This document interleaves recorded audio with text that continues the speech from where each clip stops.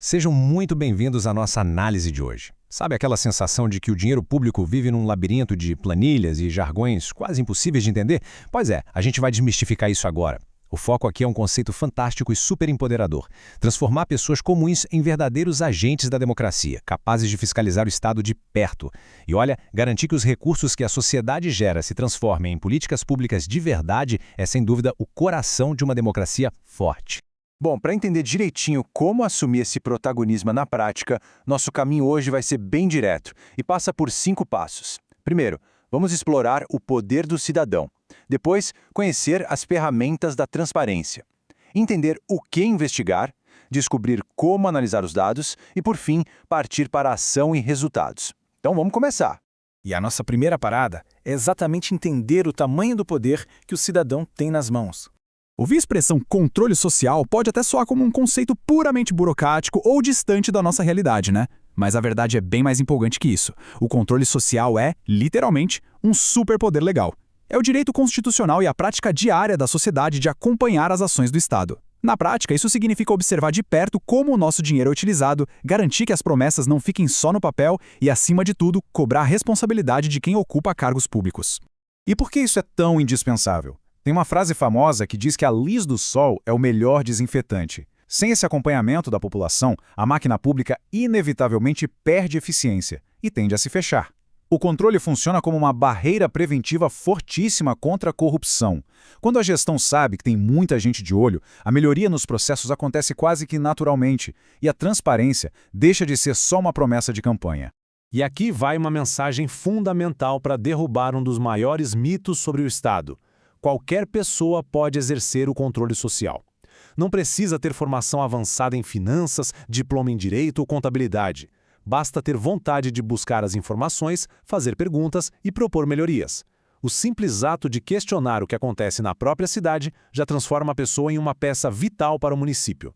O que nos leva ao segundo ponto da nossa análise: as ferramentas da transparência que possibilitam tudo isso. Hoje em dia, o acesso à informação é incrivelmente fácil, e o Tribunal de Contas do Estado do Piauí ilustra isso de uma forma brilhante.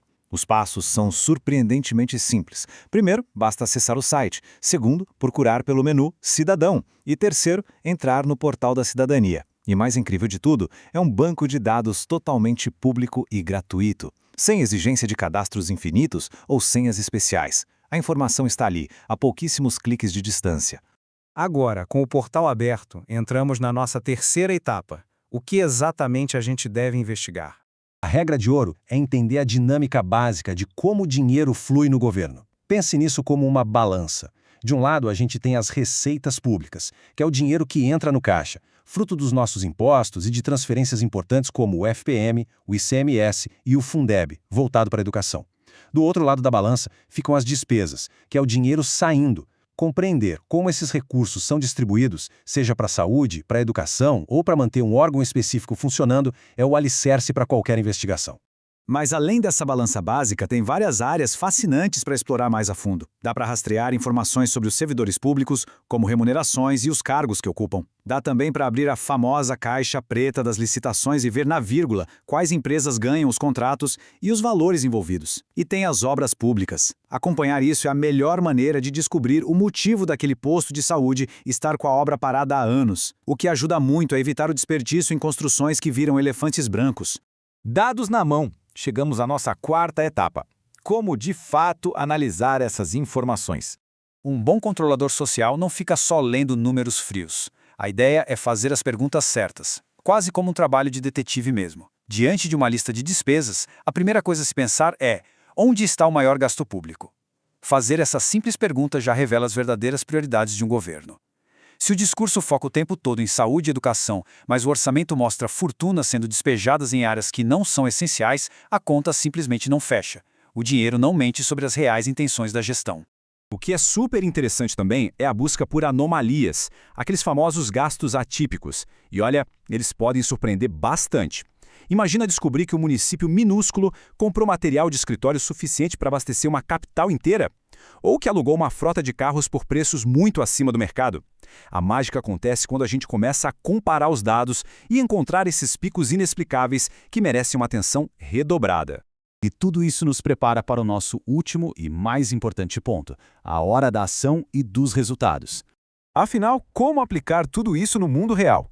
A fiscalização ganha vida de várias formas. Se algo estiver nebuloso no portal, a Lei de Acesso à Informação é a ferramenta certa para exigir respostas oficiais. Tem também a participação em audiências públicas e nos conselhos municipais, que coloca a nossa voz direto na mesa de decisões. E claro, se a investigação apontar irregularidades mais sérias, o caminho institucional é registrar uma denúncia direto nos canais do Tribunal de Contas. Só que tem um detalhe. Para uma denúncia gerar impacto de verdade, a organização é tudo. A estrutura de um relatório precisa ser clara e objetiva. Tem que trazer a identificação do município ou órgão, os dados exatos que foram analisados, a explicação detalhada dos problemas encontrados e uma boa conclusão. Documentar essas descobertas desse jeito transforma o que era só uma indignação em um instrumento legal e indiscutível. Para amarrar a nossa explicação de hoje, fica uma equação super simples, mas com um poder enorme. Informação mais participação resulta em uma cidadania ativa de verdade. A transparência, quando exigida e acompanhada de perto, altera o comportamento de quem está no poder. Então, fica aqui a nossa reflexão final. Se cada um dedicasse pelo menos 1 horinha por mês para monitorar os dados da própria cidade, até que ponto a gente conseguiria transformar a nossa realidade democrática? Pense nisso. Um grande abraço e até a próxima análise.